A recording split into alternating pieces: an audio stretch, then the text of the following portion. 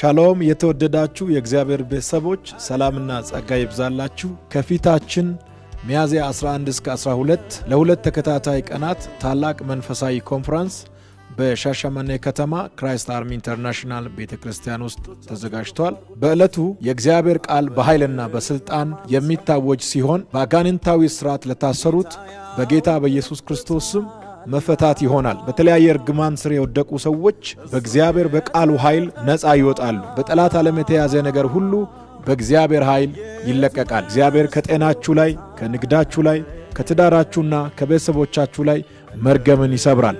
አርብና ቅዳሜ ሙሉ ቀን በሚቆየው በዚህ አስደናቂ መንፈሳዊ ኮንፈረንስ ላይ በመገኘት የእግዚአብሔርን ጸጋ እንድትካፈሉ በሻሸመኔ ከተማና አካባቢዋ ላይ የምትገኙ ቅዱሳን በሙሉ በእግዚአብሔር ፍቅር ተጋብዛቸዋል።